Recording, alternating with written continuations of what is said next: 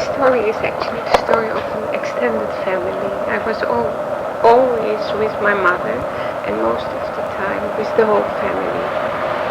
And the family consisted of 9, later 10 people. I was born in Germany, and part of my mother's family managed to get to Argentina, and part of my father's family managed to get out to Canada, and we were stuck with about 9 people in Germany. And my father and his youngest brother had a little factory of shoe accessories, and they set up factories both in Paris and in Amsterdam, hoping that in one of the 2 countries they would be allowed in with the whole family. And I don't really know why, but for some reason they managed to get to Holland. And so I was 1 year old when I came to Holland. And in the beginning we all lived together. It was my grandmother, 2 aunts with their husbands, 1 uncle who only married in the beginning of the war, I think in 41, 42, 41, and my parents and me, months later. And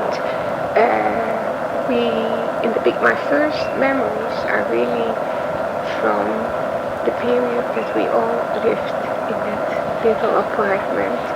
And my first memory is my mother had a sister, an older sister, who was married to a dentist in Holland, in Rotterdam. And they had 2 children.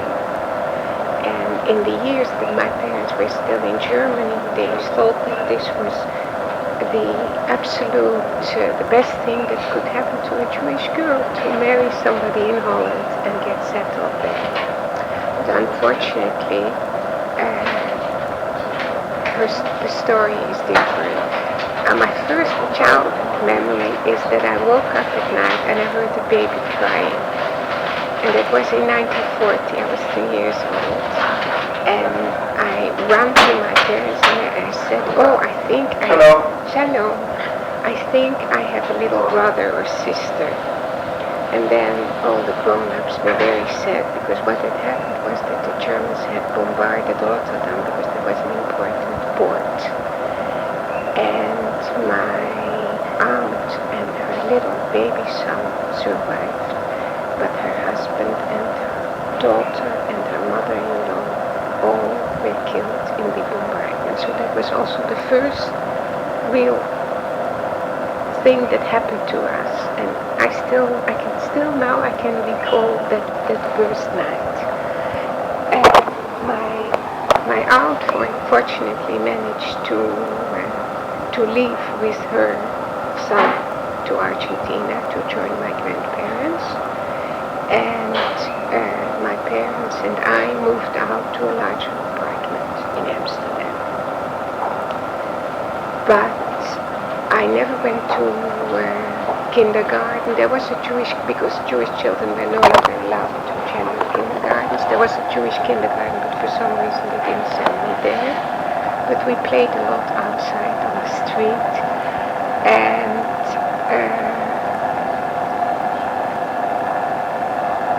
slowly but surely the Germans took over. And I think that I always knew that Germans were a danger. And we had always a little bag packed for everybody, so in case we were called up for deportation, we could leave right away. And I remember there was also once a bombardment in Amsterdam, very close to where we lived, and we all had to sit at night on the staircases and wait till the alarm was over and we could go back to our room. Then one day we were all taken away and brought to a prison, a real prison. And I spent there 1 day, and my mother in that little whatever suitcase which she had prepared had brought a lot of toys for me, and there was a card where I could draw and and there were little flower pots, and I put flowers in it, and I gave it to all the people around, and they seemed to have entertained all the grown-ups that day. And then at night they sent us, my mother and me, back, and the other women were sent back, and the men were kept in prison. And from that minute, of course, we were in the hands of the Germans. We could no longer even think of going into hiding. And whatever they had a plan, but whatever was planned was off.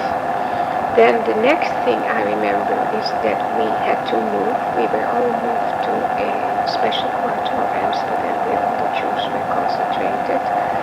And again, my mother and I lived in one apartment, and the rest, my grandmother and my aunts and uncles. Meanwhile, the younger uncle had married, so also his wife. They lived in the apartment next door, and by that time I was 6 years old, and I had to wear a star. And one of my games was to walk up to the roof, and over the roof go to the apartment of my aunts and uncles. Yes, there were 2 uncles left there. And uncles, and say, look, I came without a star. That was one of my favorites. From there, one day, I think it was on Rosh Hashanah 43, yes, we were all, the rest of the family and my mother and me, we were all taken to Westerbork. Westerbork was was a camp in Holland, from where they sent the Jews to the east. And Westerbork was actually lots of things for different people, different things for different people. We were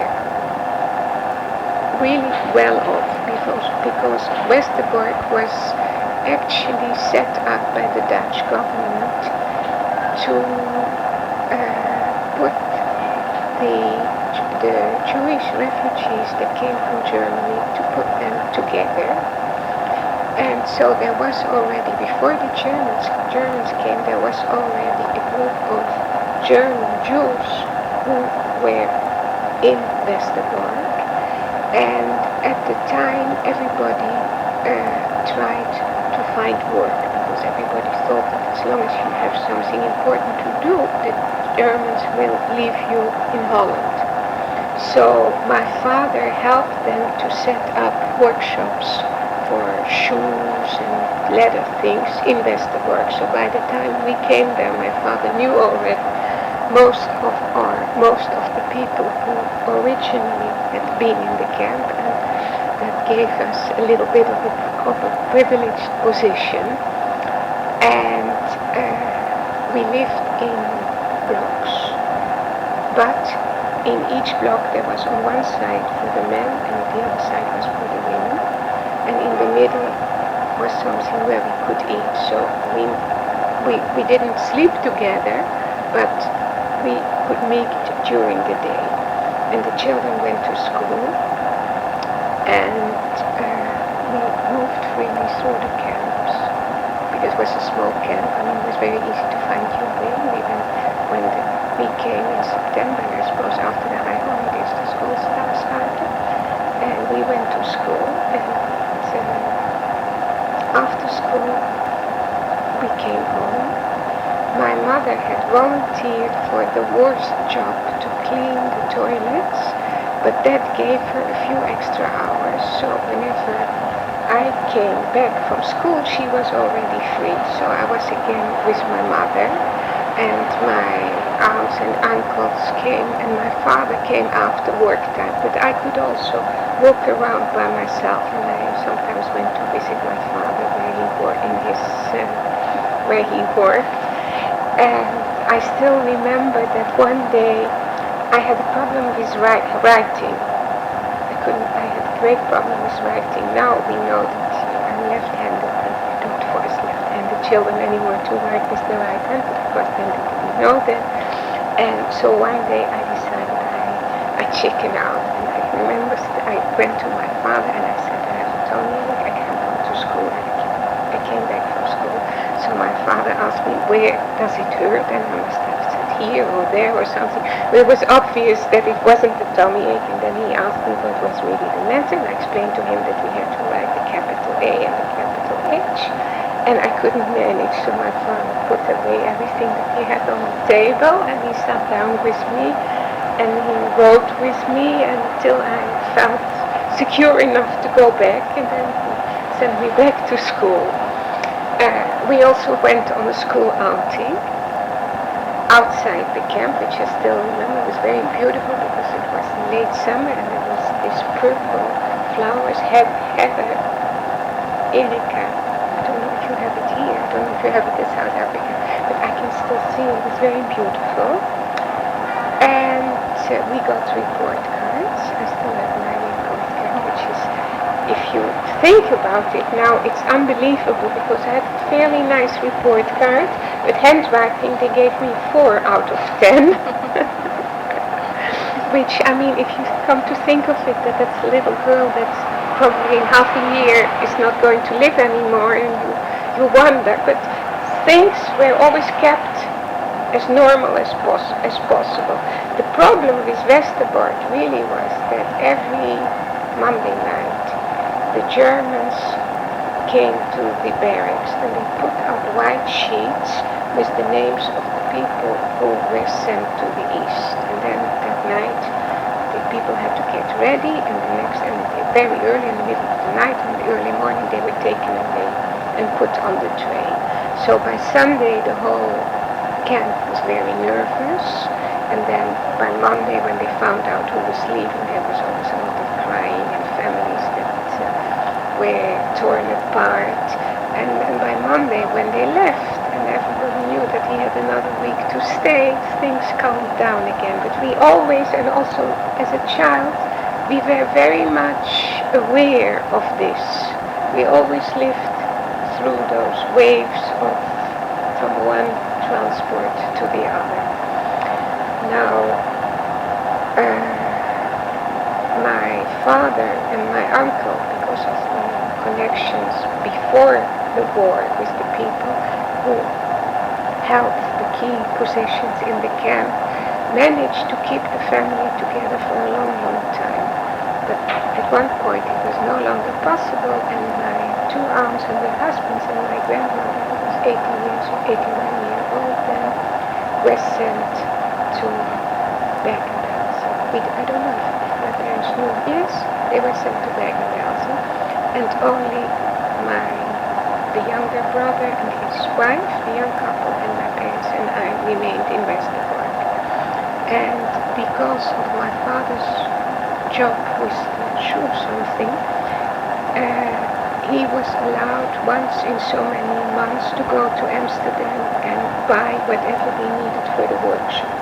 So there was no other possibility to go to Amsterdam, and my uncle didn't want to go because they were just married and he didn't want to leave his wife. So my father went, and that was in September, August, beginning of September 44. And then came the notice that we all had to be ready for the transport to Auschwitz. Now, if my mother and I would have been in that train, we would have been sent to the cremation right away. But because my father was in Amsterdam, and the Germans are very good in their bureaucratic arrangements, they decided to keep my mother and me in Westerbork. So my uncle and my aunt left, and unfortunately my uncle didn't come back, my aunt came back, and my mother and I stayed. And then when my father came back, because I was very close to my father, I ran to the train and I told him the whole story right away. Child didn't know exactly so. Well, then something very strange happened in Holland, and which is called the Mad Tuesday. there were rumors that the Germans the Allied forces were advancing, and any moment they would enter Holland. So the Nazis, the Dutch Nazis, were afraid to stay in Holland, and they packed their stuff and they started to flee towards the east. And on their way they came to Westerbork, and it was also already in 44, so it was already towards the end, and we had to move out of one part of the camp. The camp was divided in two parts with the railroad right in the middle. So one part of the camp was evacuated, and we were all put together in another part, and everybody thought that the war was over. And I still remember that the men and the women finally could sleep together again, and at night all the men came and they had little handkerchiefs just in case there would be a check, and they were drinking champagne and they were singing and dancing, and then the next day it turned out that it was only a rumor. And very soon afterwards, the last train that left from Westerbork to Bergen-Belsen left with us, my mother and me and my father. So we arrived in Bergen-Belsen in November 44. And another thing which I remember very clearly is that I don't remember much about the train. I remember that it was a cattle train and that we went into it, and then I remember that we came out and we had to walk a long, long way, and people were too tired to carry their luggage, and they left their luggage on that road. And finally we came to a sort of a gate, and behind the gate I saw two old women with black handkerchiefs, and I realized that those were my two aunts who were waiting there. And then my father asked his mother, Oma, and they made the sign, Oma had passed away. So that was really the first, how should I say that? The first death that in the family, and I can still remember that. Then we were for some time together again, that's to say the two aunts and their husbands, and my father and my mother and I, but in Bergen-Belsen the men and the women lived in different parts of the camps, and I think they only met once a day, but my parents were lucky that they worked in the same commando, so they met each other also during the daytime. And one of my aunts did not work, she was an invalid, so she took care of me during the day, and there was no more school, at least I didn't go to school anymore, and there was really, I can't remember very much what we did in those days. My aunts always had my aunts and my uncles had always terribly spoiled me, and I had really wonderful memories. I remember the uncle who married only in the war also once went from Westerbork to Amsterdam, and he came back with a whole suitcase full of toys for me. And another time, I think it was my birthday in Westerbork, my two aunts at that time worked in a factory where they had something with aluminium foil, where they made strings of aluminium foil for the radar that was supposed to do something against the enemy radar. So the Germans let them make from aluminium foil those batches of things. And I remember that they smuggled out, and it must be very dangerous, little pieces of aluminium foil. And for my birthday, they gave me a little tea set, or a set with little cups and saucers from aluminium foil. So again, I was with my aunts who spoiled me as much as that was possible under the circumstances. But then, unfortunately, in November, my father was sent to Buchenwald, and my mother and I were again separated from the family, and we were sent to a special section of Bergen-Belsen, together with a small group of elderly women, pregnant women, and women who had very young children. So this was a group which was supposed to be sent again to Auschwitz. But for some reason, we were first sent to the special section in Bergen-Belsen, and there things were bad, very bad. There was no food, and also by the time it was already the winter of 44, and the Germans started to move trains from one place to the other, so there were all the time trains coming in from Auschwitz and from everywhere. And I suppose the grown-ups must have known exactly what happened in the other camps by then. I was always very close to my father, and when my father left us, when he had to go to Buchenwald, he told me that now he had to go somewhere else. They were taking him away, and that I had to be a very good child, and I shouldn't bother my mother too much. And every night I should say Shema Yisrael, and then God would somehow bring him back. So I did religiously my part, and I tried to be good and not bother my mother too much. And I said my prayers, and I always hoped that we would see my father back. Then, as I said, the part where we were in was really very bad, and there was at one point there was practically no more food. Now, in the same section was a group of Dutch orphans. We didn't know that they were orphans, but Dutch children whose parents had been sent on the same day when my father was sent to Buchenwald. The men were sent to Buchenwald, the women were sent somewhere else, and the children were also in the same section where we were. And they had special food. There was a Polish woman by the name of Schwester Luba, maybe you'll come across sometime, she's quite famous now, who took them under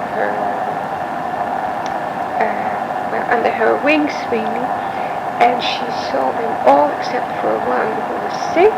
She saw them all through the war, and they had special food. And so my mother heard about that, and she was from Germany. She spoke German, of course, and she was also very beautiful. And she had brought her winter outfit, which she had worn on her honeymoon. In the honeymoon, they had a ski vacation somewhere in Italy, and that's things which I still remember exactly what she looked like. So she put on her best clothes, and one day, and she went to the Germans, and which was very risky because they could very easily miss him. And she pledged with them to give us food, the children in our group. So and they didn't want, and then she went again, and then they decided that 3 times a week the children could have some of the special food that the young children had. And I suppose that this is what really kept us alive, the grown-ups. The babies that were born during that time all passed away. Nobody survived. Some survived for a couple of weeks, but the babies did not survive. But there were 5 children, and all 5 of us survived. And I think that's also partly thanks to the special food that we got. But then at one point that also stopped, and the biggest problem was the typhoid. People were dying really like flies all over. And if I think now that I was sitting on my bed, we had second floor bed so we could see everything. So how the children were born, and in the morning I looked around and I could see me that died the night before. But that was all part of our reality at that time. And then my mother got typhoid, but fortunately, and that was the day before the liberation. And my mother, that was the first day that my mother stayed in bed. All of a sudden somebody opened the door, and I sat again on my bed, and I saw a soldier sitting on a tank with his hands up. And then they started to sing, and they said, we're liberated, we're free. We also had in our group a lady who came from a very religious Jewish family in Holland, and she had managed to make a luach, and with all the Jewish holidays and the dates. And she always told us in Nisan will be the liberation, and it was really on the 14th of April, which was also, I don't know which date on Nisan, that we were liberated.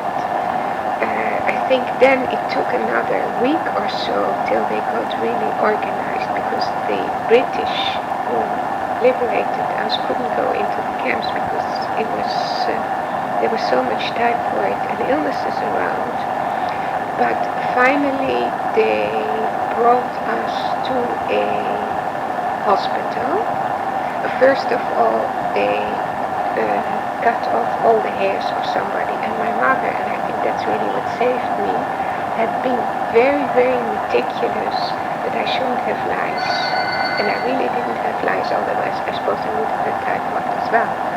And she was on one bed, and I was sitting on another bed, and she started to scream when they came. The sisters, no, we had beautiful curls also.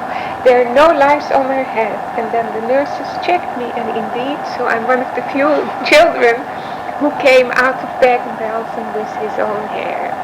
And then we were brought to a hospital, and from there the children were moved. My mother stayed in the hospital, and the children were moved to a children's home, where we were given shoes and clothing and food.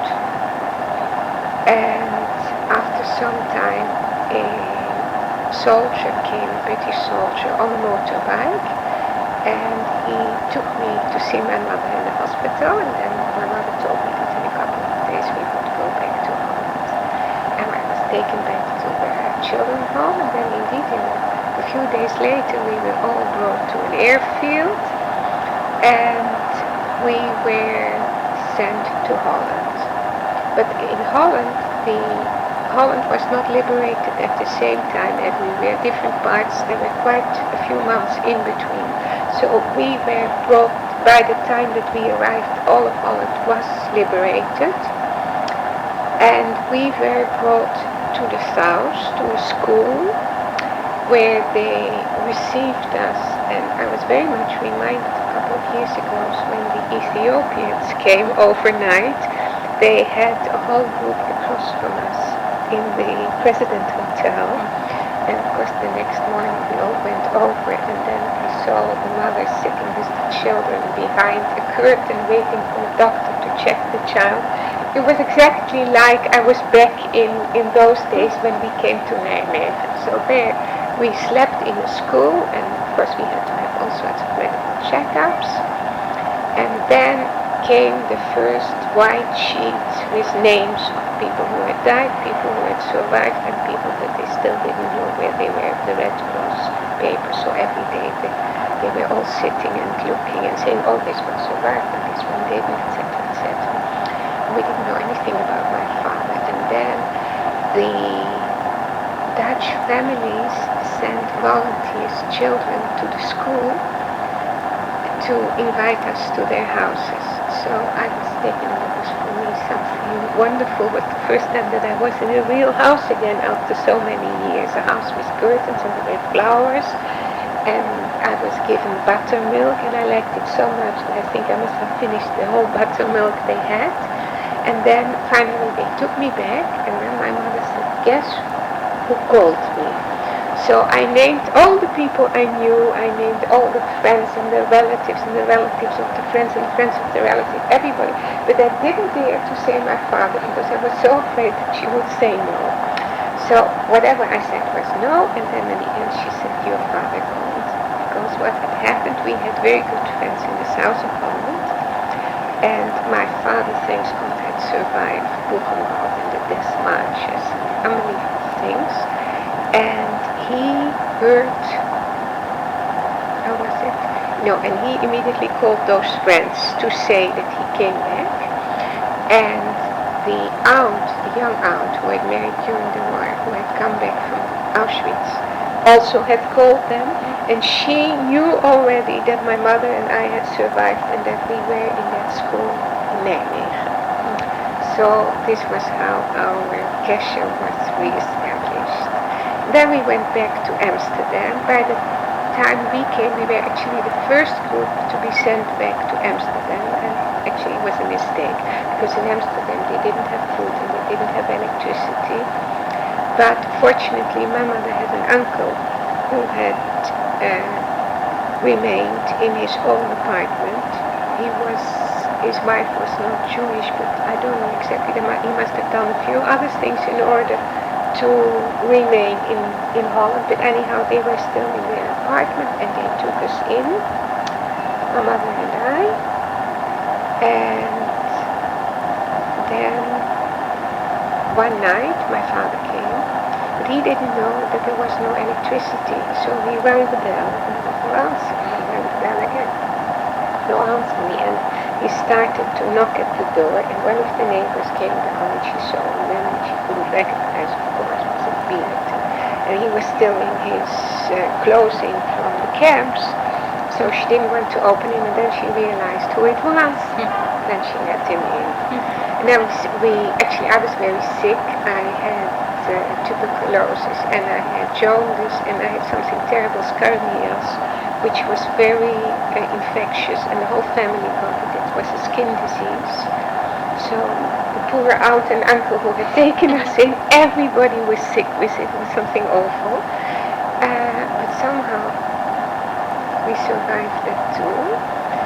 And we moved into a little apartment of our own. Actually, what happened was that the Nazis, the Dutch, of course, immediately after the war started to put the Nazis and the people who had collaborated with the Germans in prison. So some of them fled to Germany or wherever, I don't know where they fled to, or they were put in prison. So the only empty houses were houses that the Nazis had left, because whatever the Jews had left was gone. I mean, now at the moment that's a very popular subject to talk about today, is that how nice the Dutch were, and now they're doing a lot of research, your colleagues in Holland, about the return of the Jews and the people from the camps and what really happened. So, I mean, we had nowhere to go from before the war, but they gave us, or we found an apartment and we moved into that apartment. That was our first apartment. And my aunts and uncles, who we had left back in Belgium when we were moved into that special section, they went on a train, the Lost Transport, and they traveled all over Germany, and one of my uncles died on the road.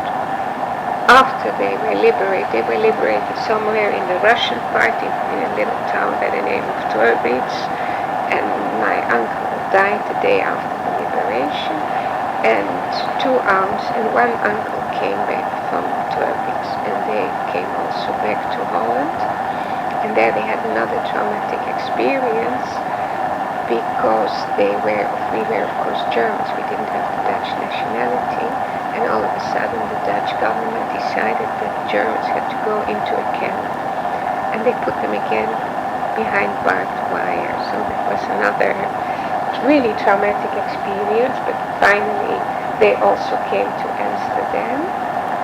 And then my father had to start from scratch and built up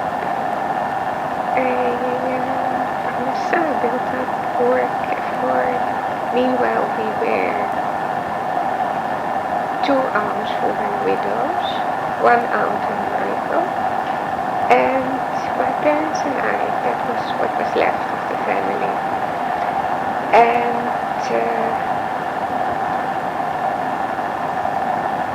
the first year I was sick, but I was very lucky, because most of the children who had tuberculosis were sent away, or to Switzerland, or to hospitals,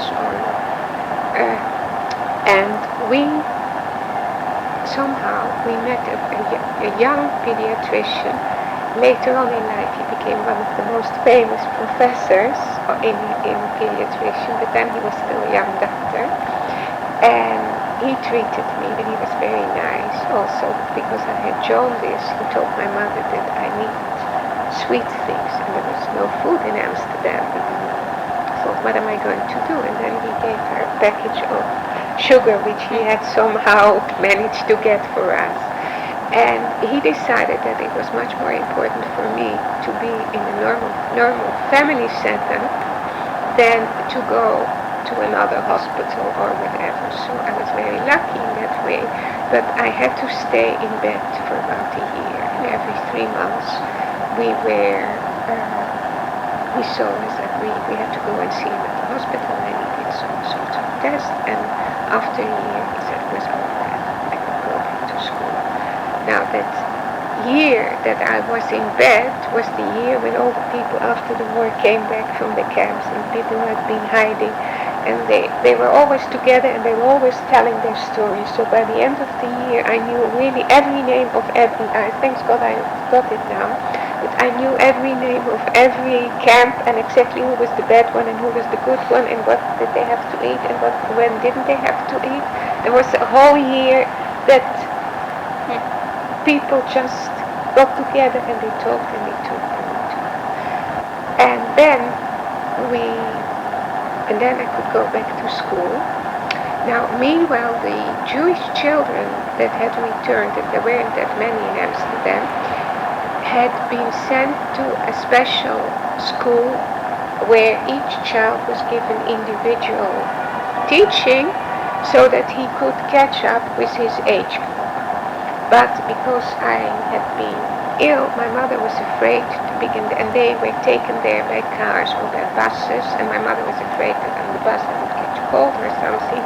So they didn't send me to those classes, they sent me to a normal school across the street. It was a normal school, public school, and that was a very tough year, the first year, because it was already 1 year later. It was not together with all the children who had been through it. And it was not only with Jews, we were actually 2 Jewish children in a class of 20 or 24. And children are very cruel, and I just tried to be like everybody else. And it was really it was a tough year. How was it cruel? Well, for instance, I didn't know anything. I couldn't jump a rope, and I couldn't play with the ball, and I mean, it was all new to me. I had to learn everything.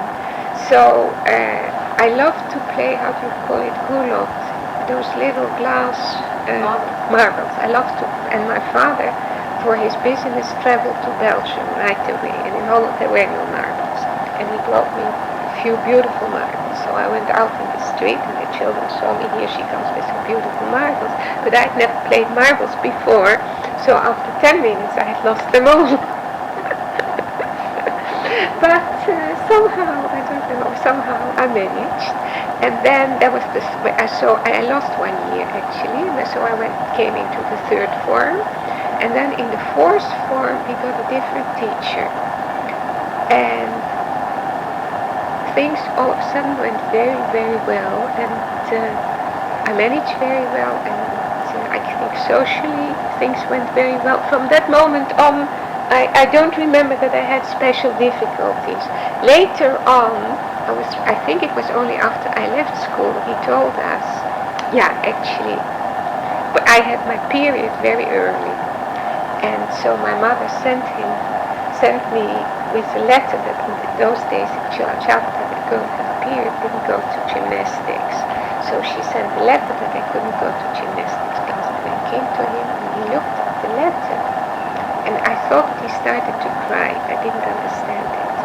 When I finished that school, he told us that he had been a teacher in a Jewish school before the war. He wasn't Jewish. And he didn't want us to know. But I had always very much reminded him of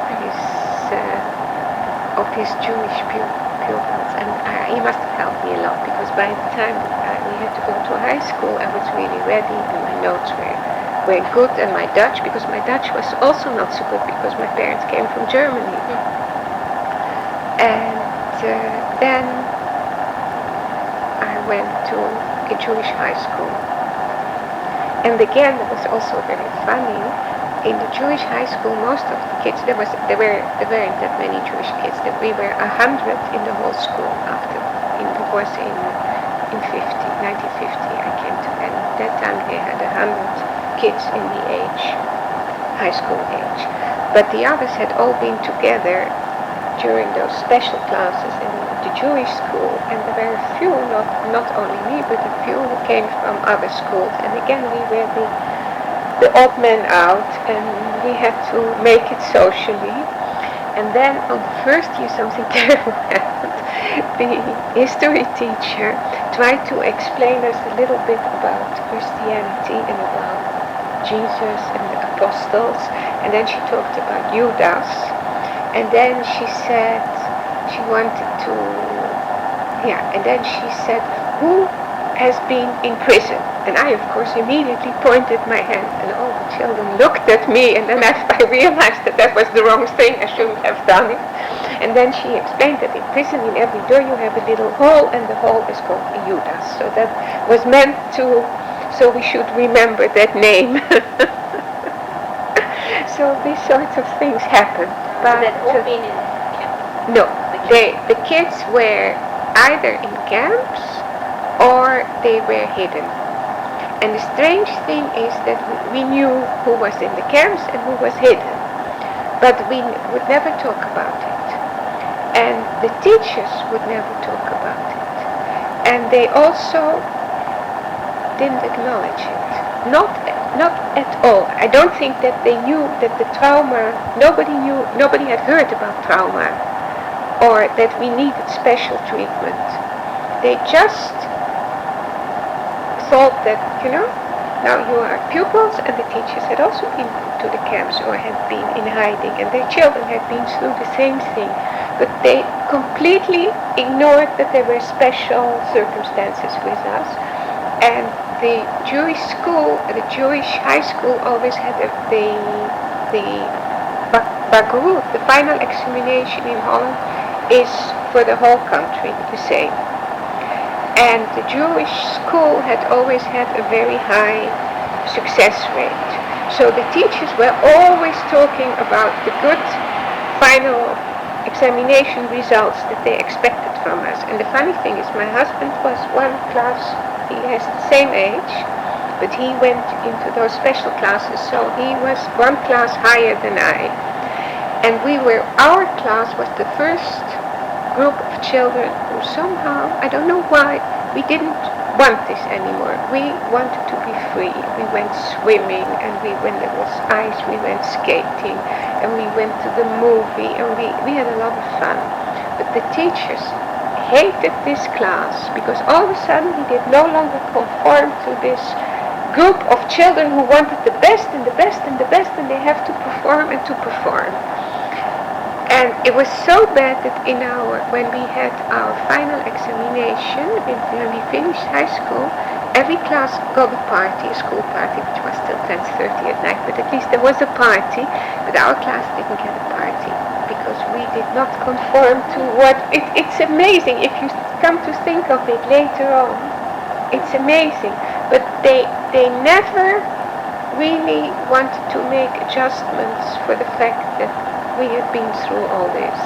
How did you know between you that who was hidden? Well, because the parents knew from each other. And I knew, of course, because of that year when I was in bed and everybody came and this one. And it was a small community also. So you didn't know everything. I mean, there's still things that now people start to talk about their past. And things which I didn't know about people who were in my class. But basically, it was either or. Either they were hidden or they were in the camps, and there were a few kids who came back from Indonesia, but the Japanese had also put them in camps. They'd also been through an awful lot. But there were no other children. Do you remember why you didn't speak to each other? I mean, did someone say No. don't, or you just... No, we all wanted to be We just wanted to be normal, and we didn't want to be any different from anybody else. And these things were never discussed. In my house, I think I was fortunate because in my house they were discussed. It was really part of my biography from the beginning. And like it was something that had happened, and we all had to be very happy, which my parents really were, that we came through and from now start to build something new and better. But there were many families where the parents never talked to their children. There were many families where the children were hidden, which had also a lot of problems because the children were hidden in Christian families, and most of them were Christian by the time the parents came back. And some of them, of course, there were a lot of orphans, and some of the Christians didn't want to give the children back. It was a very mixed group of children at the Jewish school also at that time. Where did the orphans live? The orphans lived in our class, they came from out of town. They lived in an orphanage out of town, and they were sent by bus, I think, to school. But I think none of them made it to the final examination. They all had more problems